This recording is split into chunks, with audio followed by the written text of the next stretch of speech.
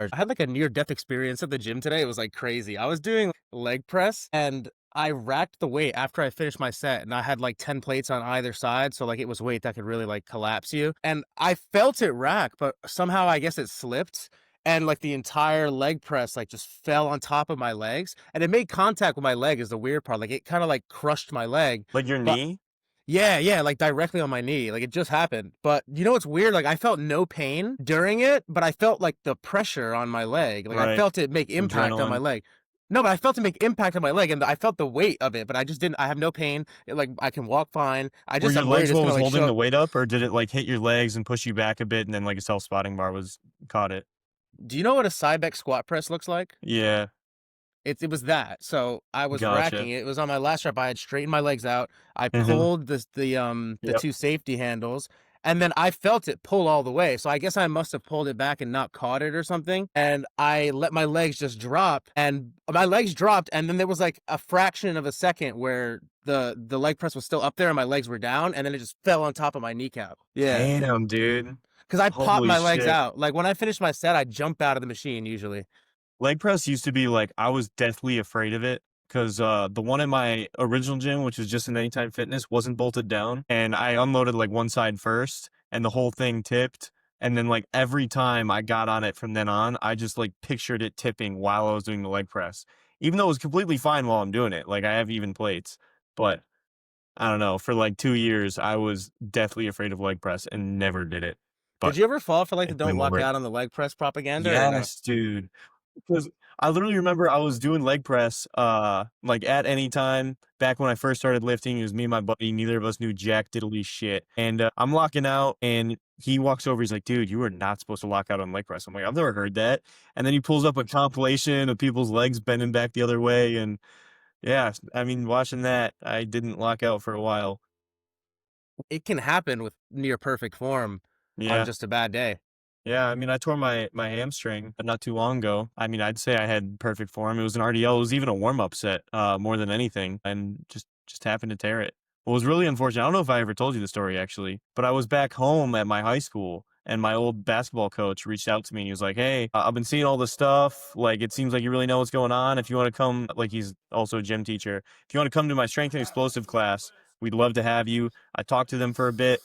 One of the girls actually asked, she's like, "But isn't like training to failure lead to a high chance of injury?" And I'm like, "I've been doing this for 3 years.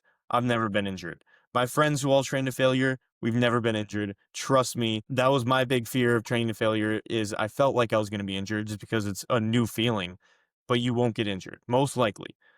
And then I tear my hamstring right there. And she was actually the closest person to me when it happened.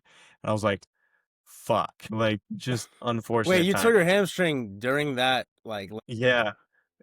Yeah, I wasn't like teaching a lesson anymore at that point. At that point, it was just like, hey, we're gonna go lift. Like I just kind of spoke to them for like 10 minutes beforehand, just like real basic stuff. They kind of Q&A stuff. I mean, they all knew who I was. I played soccer there. I was a senior when they were all freshmen. So like they knew me as like the soccer guy or whatever. And then funny enough, a couple of them followed me on TikTok. So I talked to them. It was kind of just a Q&A session. Then I just went off and did my own lift. And I'm like, feel free to ask me questions, whatever, while I'm lifting. I was already yelling, literally just 315, like still a warm up nothing. set, tore my hamstring. I was like, wow, that is crazy. The worst timing of all time. Damn. And was it on a failure set? Was it on your last rep or was it Yeah, just mid set? No, it it was was probably it mid was set. like my third Yeah. rep. I was planning Yeah. on doing five. I could probably do like 12 of 315 at this time, Hmm. and be completely fine. I wasn't even like at the bottom of my rep really, like in the stretch.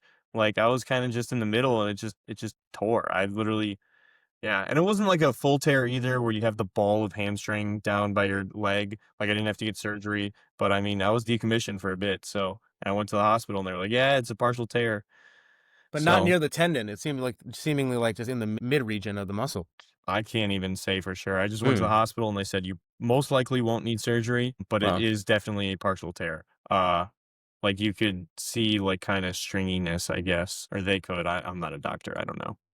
So when you said you train to failure, I have a complicated relationship with like training to failure because like personally that's how I got into the gym and that's how I started to enjoy the gym. Like I developed this kind of like I hesitate to say like masochistic like relationship with going to the gym, pumping the weights until it burnt so much that you couldn't take it anymore, and then it gave like a sense of euphoria, especially like when I was young in my formative years, first finding the passion for lifting weights. So it's been hard for me as I dive deeper into the research to separate myself from failure training. And I find like the most difficult thing for me to do as a quote unquote science based lifter is to hold myself back and leave reps in the tank. So when you say you train to failure, do you train to failure on every set or I mostly every absolutely set? do. So for Wow. me, the biggest thing that's driving me and like driving my progress is progressive overload. Like I need to see improvement over my previous, like the last time I Mm. lifted. And if I'm not seeing improvement, like it's harder for me to gauge it. You know what I mean? If I'm holding reps in the tank, it's just harder to gauge. It's more of a mental game. There's too many factors involved. It's easier for me to just train to failure. And now I know what I tracked last time was the best that I could possibly do. And I know what I tracked this time was the best I could possibly do. Therefore, is this better than last time? Am I continuing to improve or do I need to change something? That's kind of like my reasoning behind it. The second reasoning is like when I go through like I'm a big anytime I talk to somebody, I always ask, are you like majoring in the minors? Like why are we asking these super minute questions? And one of the majors for me is intensity, right? It's enjoyment is seriously my number one factor and number 2 or 3 is intensity in the gym and making sure that you're like hitting every set hard or whatever. So if intensity is going to be that high, I might as well be trained to failure to ensure that my intensity is high because I find myself when I try and train with RIR, I'm maybe not going as intense on those reps and maybe that RIR wasn't tracked properly. I see it as like almost I'm getting a mental laziness on my sets, if that makes sense. So in your opinion, it's not necessarily that like the final rep is inherently more stimulating than the other ones. If anything, you probably would accept that it is slightly less stimulating, but for you, it's just easier to gauge reps in reserve and Yeah, track progressive overload. it's literally just a mental battle. Like Yeah. I'm here to improve, and the best way to make sure that I keep improving is to make sure that my intensity stays high and make sure that I mean I'm taking everything to failure. It's more of a mental enjoyment factor more than anything. The only issue for me with keeping consistent with like a program like that is I'd find it hard to actually define what failure would even be. Like even if you want to call it technical failure, right? How would you know you've reached technical failure unless you kind of do a partial and end up failing during that partial? You know what I mean?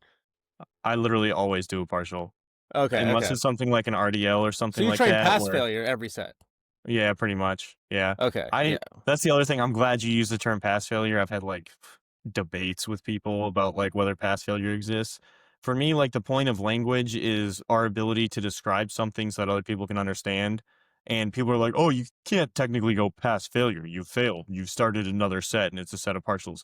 Sure, technically. But if I say I'm training past failure, you understand that I'm doing partials. That's the entire point of language is I can say something, you can understand it. So yes, Yeah, I it's just do code train past signaling failure and every it's yeah, completely exactly. arbitrary. Yeah, That's the whole point of yeah. language Yeah. is me being able to make noises so that you can picture what I'm trying to say, you know what I mean? So yes, I do train past failure every set except for things like RDLs just because I'm scared because I tore my hamstring doing it or like even or things that are like super loaded in the lengthened position for example where it's very hard to do a partial, otherwise you might end up going all the way down and failing there. You know what I mean? It's like a hack squat I won't, um, or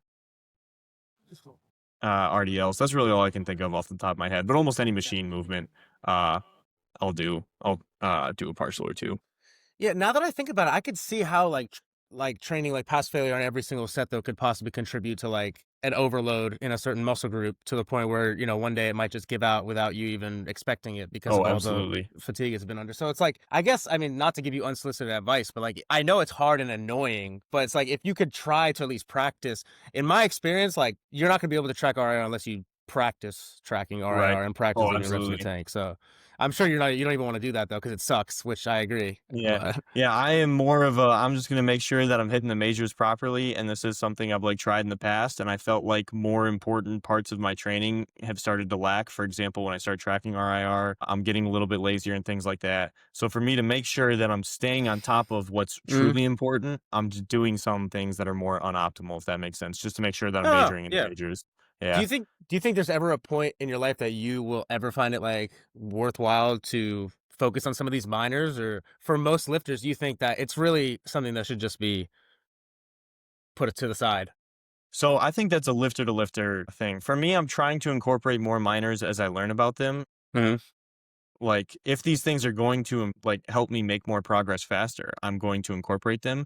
And if I find that me incorporating them doesn't affect the more important parts of my training, then I find myself keeping them in. Some of the best examples for me are like better exercise selection, right? I'm using more machines now than I used to in the past. While this is what I would consider a minor, right? Isolation movements, it doesn't make that big of a difference versus compound movements, despite what most of the community is like. This is our primary argument point right now.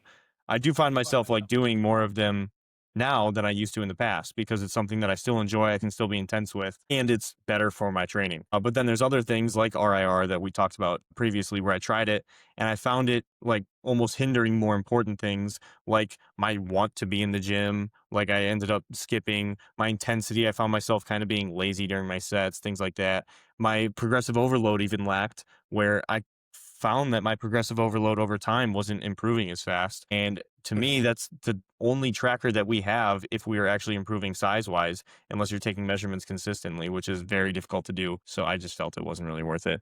If you would have asked me this question like 2 years ago, I would literally, like, say exactly your response, and I have no complaints for your point of view, and I would say once again, like, if it is the thing that's gonna limit you from going to the gym, by all means, like, train to failure, train past failure. You're gonna get much better gains if you show up more often and you care more about the training that you're doing anyway. So, yeah, that's always going to be a minor in the sense that longevity is always gonna be the most Hmm. important major. But, like, the only reason I've changed my stance now is because I went through like a period of plateau and I realized, if I want to push past this current level, this ceiling that I'm at, I'm going to have to change something. I'm going to have to start optimizing in places I don't want to optimize probably. So, Absolutely. And I'd say you're a much more science based guy than I am. Like, if we look at the science based community with that like political compass, I can't remember who it was that made that, but I think about that thing all the time and where I lie in the science based political compass, which is like anecdotal versus science-based evidence, and then I forget what he even had on the y-axis, but I'm in that bottom right corner. Damn, I really wish I could remember what he had yeah, on I the don't know what y-axis. I'm not sure if I'm even familiar. But like if you think of every single lifter lying on like what they use as evidence, right? Is it science or is it more anecdotal? And Hmm. where you lie on that spectrum, right? A TNF is going to be a little bit more in the middle. Somebody Hmm. like a me or a Trell is going to be more right of that, where we use more of what's working for us, right? Trell just likes to go heavy as shit, and he does machines that he likes to do because they work for him and he's getting stronger on them. And then you have people like your Yo Talks and your Keenans that are all the way on the left, right? That's kind of Yo that axis. talks, Yeah. And then you put on him the on the left. huh? Oh, You put him on the absolutely. left. He reads a study and he drives a conclusion off of that study. I I don't mean, think he he's reads Chris anecdotal at Beardsley's all. Patreon. I know that. Yeah, right. Well, he'll read information and do it purely off that. He's basing nothing off of his own training. I would say, and this is me being a very harsh critic of Yo, because he doesn't have the progress to base things off of, right? He is a younger guy, so it's completely fair for him to be on that side. And I'm gonna get hate for that comment. And then on the vertical axis, I really wish I could remember what it was. I might even just pull it up Yeah, yeah, do it. real quick if you don't mind. Yeah, we'll skip to it. Science-based political compass. Ah, yes. And then on the y-axis, it is how strict you are with your information, right? Do you die on that hill and preach it like this is the Bible, this is the best way to train, or do you not, right? And once again, I'd say like TNF, to me, he's like the origin of this graph. Maybe he lies a little bit more on the strict side, but like somebody like me and Trell, if somebody says, I want to do this style of training because I enjoy it, we're going to be like, dude, then do it, right? Enjoyment is the number one factor for me. If I have a new client and they say I want to lose weight, the things that I am going to help them with are the things that they enjoy first. Let's get those first, get you to fall in love with progress, then we can improve that optimization later. Whereas once again, we have people more like Yo Talks, where he is like, why are you doing a preacher curl? This Bayesian curl is 0.5% better. Do the Bayesian curl and things like that, right? So I would say I lie in this bottom right hand corner of that science based political compass. And I think that's a great way for me to just describe who I am, right? I'm more of a less scientific, more anecdotal, and more feel type science based lifter. So wait, what's the y-axis? Sorry. It's like how strict you are, right? Okay, Are okay. you, this is the best, so you should be doing it? Or are you, hey, if you enjoy this thing more, even though it's far less optimal. Like if you enjoy deadlift, then you should deadlift. My last hamstring day, I deadlifted. I haven't done that in 2 years. I was just like, you know what? I feel like fucking deadlifting. And I did it because I purely enjoy it. And there are a lot of science-based lifters that would like rip me to shreds for that because it's like, oh my God, what an unoptimal movement, holy fatigue. Like you just ruined your whole session. I even I don't did it. even think that's true though. Like if we were to look at the literature, I don't even think Yeah, that's I true. I would agree, but there are people who will, like, take the absolute like, "This is the best training, this is what you have to do every single time," and I'd say that's a more strict science-based lifter, right? That's kind of our community on a compass, and I'm very unique in what we would call the current science-based lifting side. Like, where would you say you lie on that compass, for example? I was about to ask you where you think I go. You go first. You tell me where you think I'm gonna go, and I'll tell you. I have my answer already. You're definitely more like literature based than I am, absolutely. So you're definitely more on that left side, but I would say you're definitely not on the strict side, right? I mean, if you had a client and they were like, "Hey, I really enjoy this, I really enjoy that," you would absolutely let them do it. So I'd say you're more on that on the bottom left of that science-based compass. And I would say even like really close. I'd say you're kind of like medium bottom and like pretty far left. I don't know if that feels accurate to you.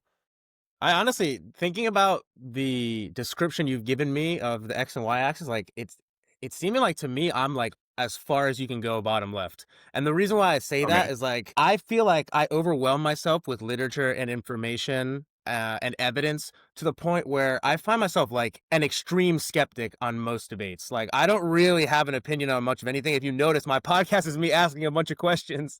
It's not me making a bunch of statements and claims. Sometimes like, my opinion just comes out because I'm going to have emotional reactions to certain things based on the researching that I'm doing. But most of the time, like when I'm programming, I'm testing things out. I'm testing things out on myself. When I'm reading evidence, I find so much conflicting evidence all the time. So I would have to say, like, maybe I go like directly in the center because I'm so indecisive about everything. I'm not sure, but No, I think, yeah. I don't when you have a client, first of all, with your online clients, because I feel like that's more what people are going to care about, is that type of client. What is their goal usually? Is it purely hypertrophy? Are they competing in the future? Is it weight loss? Like, what kind of level are these comment or I don't have any competitors yet, honestly, because I don't want to take on any competitors unless I've competed myself. amazing? Yeah, So I want to coach myself. I'm planning on doing that fall 2026. Once I actually see through the prep by myself all the way, then I'd feel confident enough to tell somebody else how to go about theirs. So right now I'm just taking on like lifestyle, like muscle growth, kind of put on some gotcha, size to your frame. If you want to cut, I'll help you with that. I'm really more focused on the muscle growth though, hypertrophy. gotcha. Oh, I'm curious not yet. how is your like first session as a coach? I'm very curious because I feel like this is the most important thing of what describes you as a coach is like how do you handle that first day and I'm a new client. Like what kind of questions are you asking and what kind of program are you giving them day one? Most of the time, the first workout is spent showing them, well, it's less showing them and having them realize on their own how much they underestimate their own strength. So for me, it's like most of the time, these clients that I have, especially in person, have a very different idea of what lifting is compared to what kids on TikTok do now. Like they're really thinking that I have to come in, do 4 sets of 12. Like they're so when I explain to them that the gym isn't just about going until it burns so much that you feel like shit, and it's really just about putting in high amounts of effort over time and staying consistent and trying to beat what you did previously and explaining it in such a way that it becomes kind of like a game to them. It like takes away the fear of the fact that they're coming in just to suffer, which is what a lot of people are kind of programmed to believe before they start working out. So for me, it's always asking them to increase the weight and then asking them what they've done previously. And when I find out that, they haven't gone past the second pin on the stack, just me grabbing it, putting it a couple pins down and saying, don't worry, I got you. If you can't do it, I'll help you.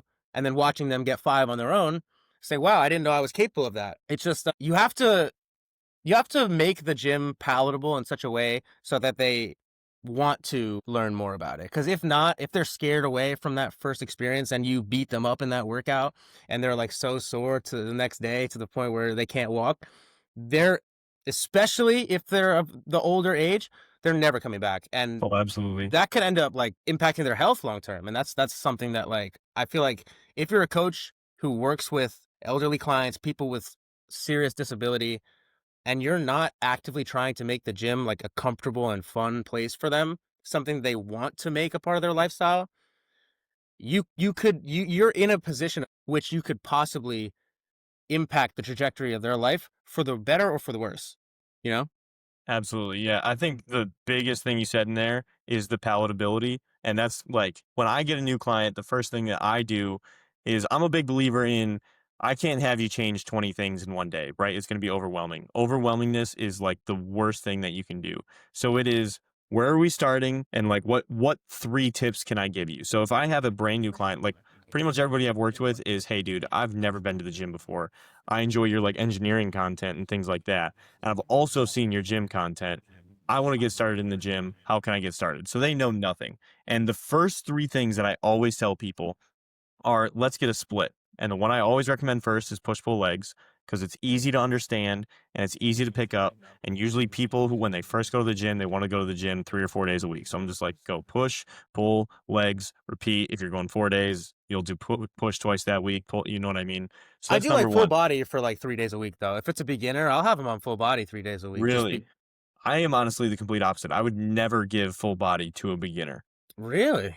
Yeah, I think in my opinion, I mean, this is once again personal bias. I have no issue with people coaching full body. I just personally wouldn't. First of all, the reason I do push pull legs rather than something like the Arnold and things like that is push, like these people know nothing about their muscles, right? The ability of you being able to think, when I push with my chest, I'm moving this thing away from me. It helps you kind of think where your chest is and how it aligns. You're like, this is pushing, right? If I'm doing an extension, the muscle kind of wraps around that joint. Your body kind of is starting to figure out where your muscles might align and things like that. When I pull, it's coming towards me, right? This is a muscle that doesn't wrap around a joint. And then legs are leg muscles, right? But I'll kind of teach those in like a push and pull as well. So that's the first thing I'll ever do. And also, I think full body with a beginner, they feel like they have to do all these sets and all these different exercises for every single muscle. I think that's great. I want them to experience a lot of different machines and see what machines they like. So I don't want to give them too many muscles in one day to the point where they are only doing one machine for each muscle. I want them to do a lot of machines for each muscle and figure out which ones they like and come back to me and be like, hey, I really liked this. I really like that. And that way I can program it that way. So that's kind of why I'm against full body. But then again, full body is obviously a more optimal split. So if coaches are willing to coach that, I think that's great. It's just not something for me. To me, Yes. it's not one of the big So three. I definitely agree with your second reason. I think that's a valid reason to not program full body for a beginner. But actually, I would say the reason why I do program full body is not because it's like necessarily more optimal in the atrophy sense or the stimulus sense. It's really because of actually what you were talking about how like beginners, when they first start working out, their nervous system hasn't adapted to any of these tasks very much at all. And we do know that the more frequently you do an exercise, the more frequently you make neurological adaptations. So if we have somebody on like full body 3 times a week and they're doing one machine for every body part, and they're doing that one machine for however many sets 3 times per week, they're going to reach a plateau in their neurological adaptations so much sooner than a beginner lifter who, say, only did chest once per week in their push day, if that makes sense. So now let's say you have a younger client and they're Yeah. loving the gym and they want to go 7 days a week. Yeah. Would you keep them on full body or would you have them switch and what would you Well, have them switch they want to to? train 7 days a week with no rest days. I would probably advise for them to train 6 days a week if they could muster the strength to do that, because it would help them a lot. But if they wanted to, if they just were unwilling to do anything else, then would I switch them to what, a bro split? Yeah, no, I'm just curious what would you advise? They're like, "Hey, I wanna, like, lift 7 days a week, right? But this full body thing every single day, I'm getting a little bit sore. Well, Is I there a would difference definitely what I not could tell do?" them to do full body every single day for Right. 7 days So I'm straight. curious, Yeah. what would you advise them to do?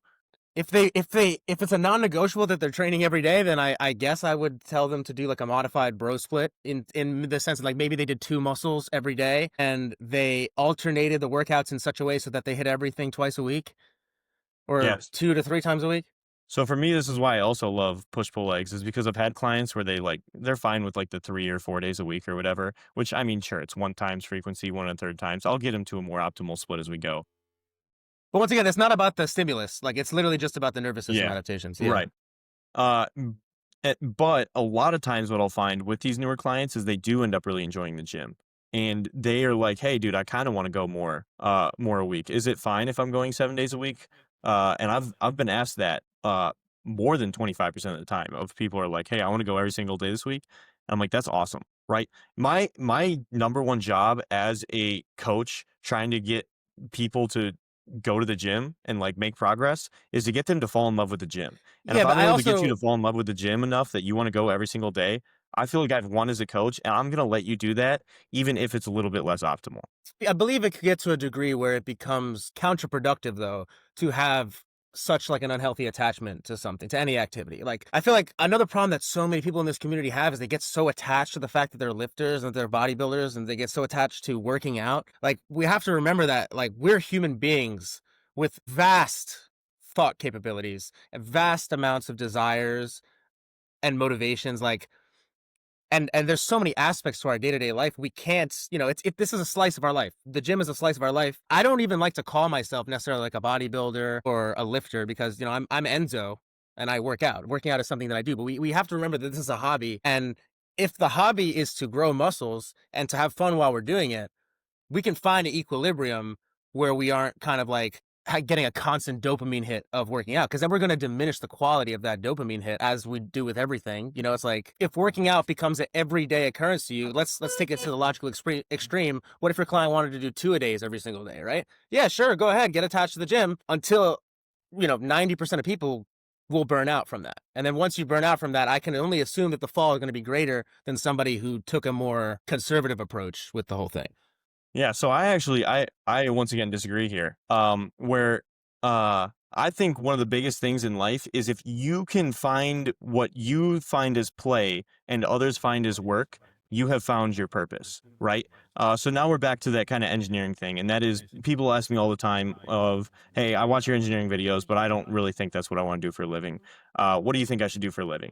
And I say experience as many different things as you can, and when you find the thing that you find is play and other find is work, you found your purpose, right? And for me, that was engineering. That's like starting a business. And for a period, that was the gym. I loved the gym. And the reason I still love the gym today is because I loved the gym at the beginning. And I actually did those 2-a-days that you were talking about, where I would go to the gym in the Me morning and too. lift Yeah. weights. And then later in the afternoon, I would do cardio. So if somebody loves it that much that they're pouring that much time into it, it's going to start off with experiencing because you learn more through experiences when you're starting off than you do through literature and things like this. And then once you've built these neural adaptations that you're talking about and you've learned through experience, basically all you can learn there, I wouldn't say that you fall out of love with that. I would just say that you're loving it so much that you want to continue to learn and you do realize you can't learn through these 2-a-days anymore. And that's where people start looking elsewhere as to how can I improve this further. And that's where people fall into the science-based lifting community. I feel like that is a very big pathway into the science-based lifting community that I have seen in the past. That was kind of my pathway, and that was the pathway of some other people I've seen as well. So if So somebody why is did you that much decide to in stop love, doing 2-a-days though? I didn't love doing 2-a-days anymore. And I was So like, if you you know what? did, you would continue to do it? In the form of probably lifting and cardio, yeah. I mean, I have weeks even now where I'm like, you know what, dude? I miss the gym. I'm just gonna go every single day this week, and I'll just kind of change my split for the week and do Right. like a push pull Mm, legs. Usually rest, so I right. guess I'll go 6 days a week. But even through college, I went to the gym every single day. I had a stretch of 193 days that I went to the gym in a row, and that included spring break, where I went and I bought a day pass at a gym in Florida every single day. And I think that was great for me. Even though it wasn't the most optimal form of training, it was something that I enjoyed. And I found what I found as play and others found as work. And if you're able to find that thing, you're just going to blow past everybody else who finds that thing as work, right? For example, if you love starting a business and you really want to start a business and you like truly just love it, you're just going to go out and do it. Right. Whereas all these people who are like, I want to start a business, but it's not really my passion, they're going to like find this motivation porn online of like how to start a business and things like that. They're not going to act. They're just kind of going to kind of dilly dally. And then when they do it, it's going to feel like work. They're going to need to take breaks. But that guy that absolutely loves it, he's just going to do it and go. And he's just going to go, go, go. And he's going to blow past everybody else who finds this thing as work. So for So I you that is lifting, I feel like you're just going to progress far faster than everybody else, even though you're doing like this less optimal thing because you're just going to love it so much. You're going to want to keep doing it. so I do feel like that makes a lot more sense in tasks where like there's like a linear response to like the amount of work you put in to the amount that you There's get no out. But fatigue.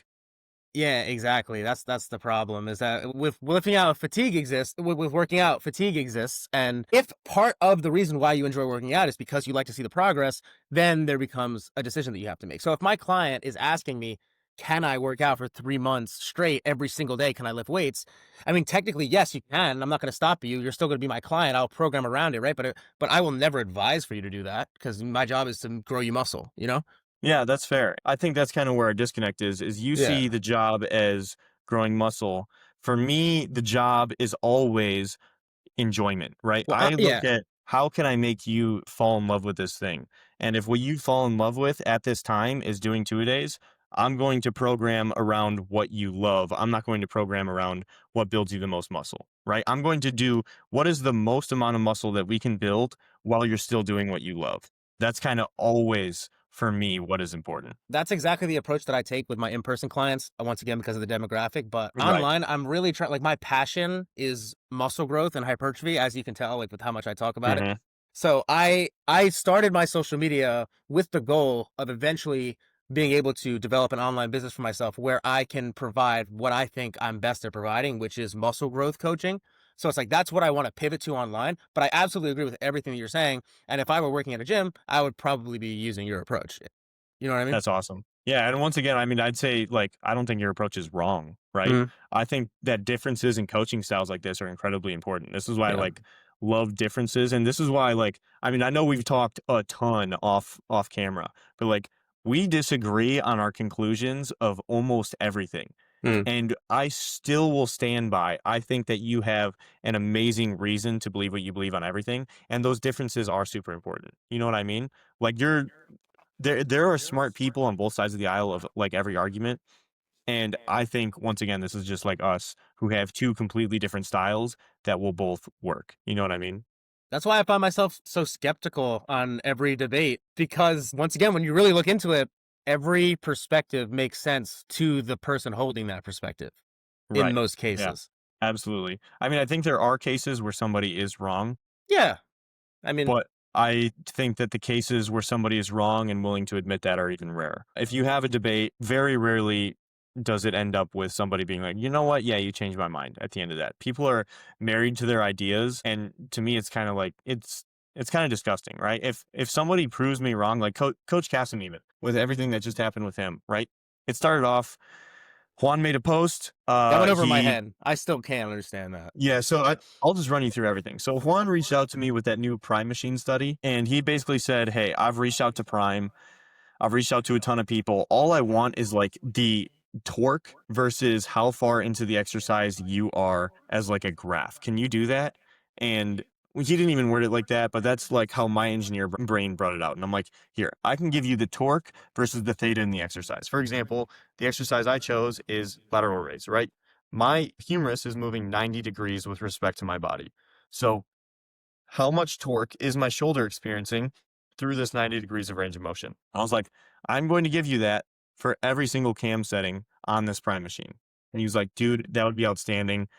Can you get it to me by Friday? And I'm like, I'll get it to you in 20 minutes. This is literally just what is the equation for the radius of a cam at every single angle theta for a cam. I looked at this cam, I measured it using software. It ended up being very close to an ellipse, but slightly less round than an ellipse or slightly more circular than an ellipse. And I just derived an equation that made the most sense. I put 5 points on there and my equation matched almost perfectly. And I gave him the graphs and he went out and made a post. He added to this post something else, which was because what matters, this is where I don't know anything. In biomechanics, apparently, is also velocity of the rep. And what really matters is the area under the curve of like time of rep and force during the rep. Apparently, that's what really matters for what makes a stimulating rep. I don't know if that's true or not, but that's what he was trying to calculate. And he found somebody who was able to calculate that. First, he asked me to, and I said I can't unless there's a video of the rep. I need to see the velocity. I can calculate the force. It's going to take a lot more math because you need to calculate momentum of the weights. You need to calculate like all sorts of stuff. So I need a video of the rep in order to do so, which we cannot provide from the study. So there's no way for me to do it. But somehow somebody else was able to calculate it. I'm not sure how because I don't think it's possible. I think that there's variables missing. And then Kasem came out and attacked the post. And I didn't know that second half was added to this post. I thought it was just my post. And he said, take this down. He said, take this down so I don't have to address it. And I'm like, this is all correct, right? This guy is basically calling me an idiot. This is all my math from what I can see. And I scrolled like 3 slides into it. And I'm like, this is literally my math. He's calling me an idiot. So I made a post saying, Coach Casson called me an idiot, which is my fault. He did not quote say like you're an idiot. So I can completely see why he was upset So at wait, that. what But did he say exactly that he was referring to you as an idiot though? apparently it was everything that was not my math is what he was So he saying. didn't actually use the word idiot at all. No, he did not use the word idiot. He Oh, said, okay, okay. take this down so I don't have to address it. And my brain went, this guy's calling me an idiot because I thought it was all my post. But Mm. apparently, first of all, he never said idiot. That is completely my fault. Like 100%. I came out, I addressed that. I said, hey, that is on me, right? I shouldn't have extrapolated that. I can see how that offended him. Well, he said he would never be offended by a 22-year-old also.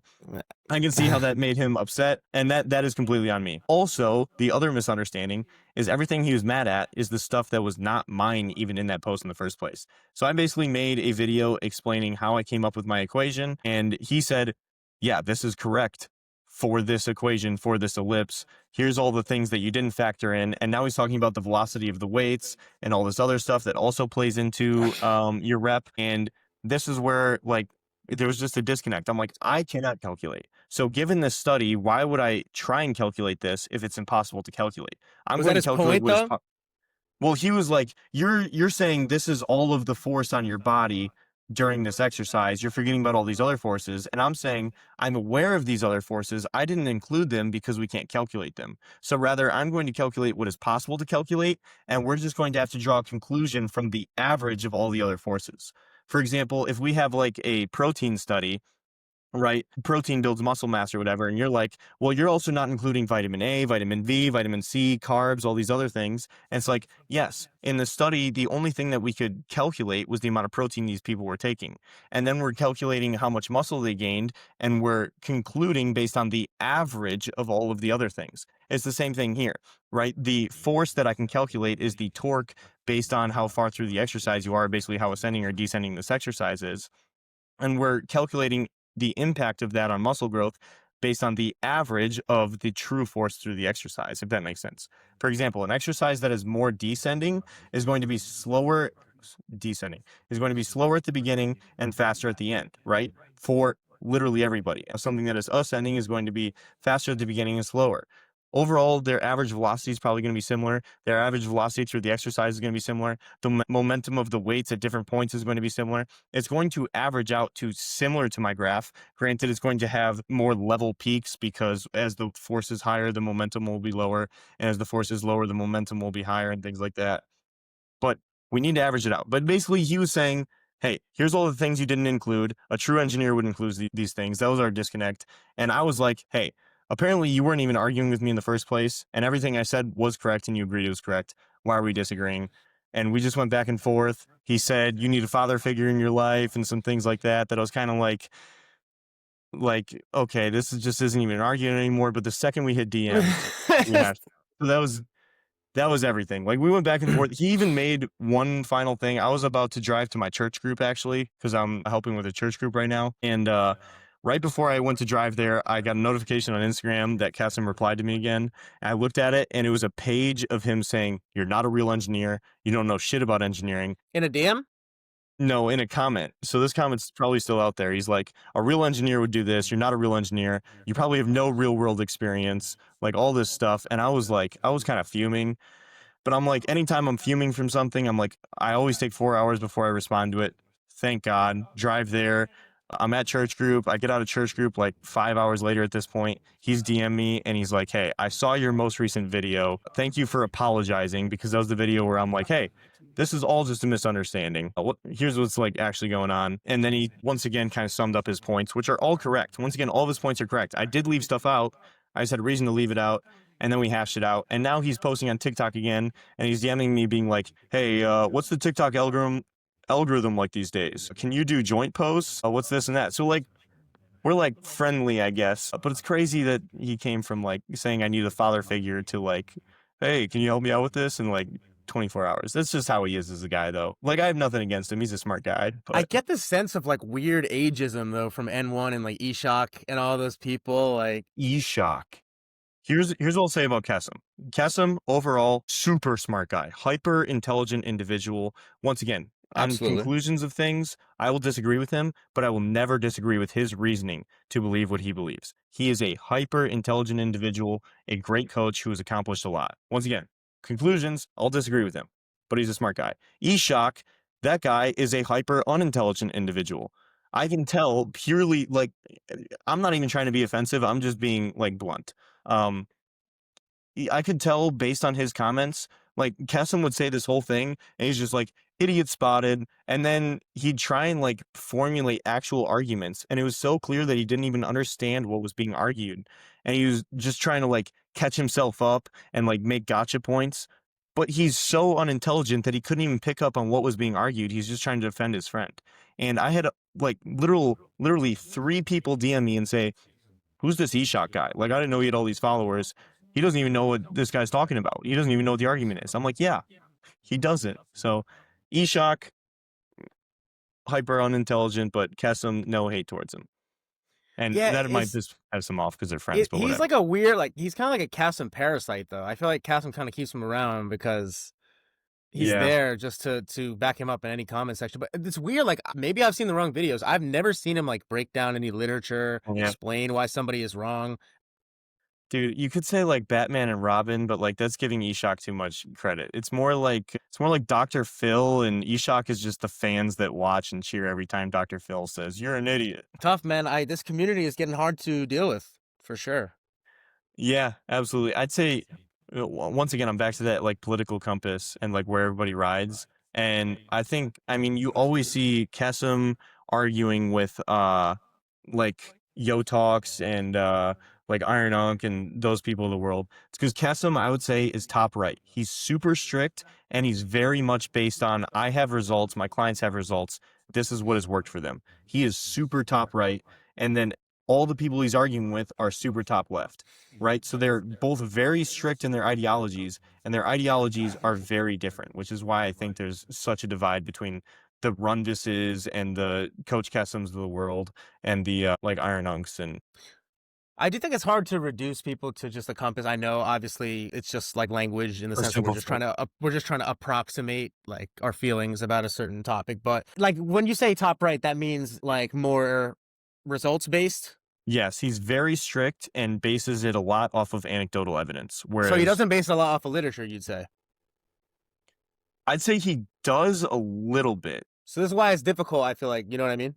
He's very much more based on I have clients, this is what has worked for my clients. Like when you talk to him, he's like, this is what I do, this is my clients' results, this is what has worked for them. So you can tell that all of the things that he's basing things off of are what has worked for his clients. And then he'll go off and argue with Iron Unk and Yo Talks about why their stuff doesn't work, and they defend it via literature. They're like, hey, look at this study, this is what like truly works, look at the science. You know what I mean? So I that's can't kind say of I've where seen I that from place them. Yo. Like I can't say I've seen that from Yo. How would you say Yo defends his points? I would say it's almost entirely, well, it's either He satire. he either ignores them, makes satire, or he once again like uses Chris Beardsley infographics exclusively. So And what, the only time I've seen him look at a real study is when he like grossly manipulated it in his own Google slideshow and got the graph entirely messed up because he like I forgot exactly how yeah, that is fair. That if you are truly a maximalist, why are we not taking pre-workout, which could have potential benefits? And Greg Nuckols covers this outstandingly well on his blog post stuff. I forget what it's called. Stronger by Science. And then protein. Like for me, the protein literature says that we do not cap out our muscle gain at 1.6. There is significant benefits to going above that if you are lifting consistently. this is per So why kg are we though. telling This people, grams per or yeah, kg. 1.6 grams per kilogram? But I If think you we were saying pounds though. did I say pounds? I think in your videos you were saying pounds. I think that's why people were disagreeing. Oh, really? Well, I believe that you should have 1.15 grams per pound of body weight, or like 2.4 grams per kilogram of body weight. Right, the I upper do limit of the studies. yeah, that is where the graph starts to level off. Mhm. Whereas if you actually look at the studies like Morton, Nunez, and is it Morikawa? I shouldn't say study, they're meta-analyses. That way some kid doesn't go, oh, well, you look at this study. I don't care. I have a meta-analysis, which is 5,000 studies. So you can shove your one study up your ass.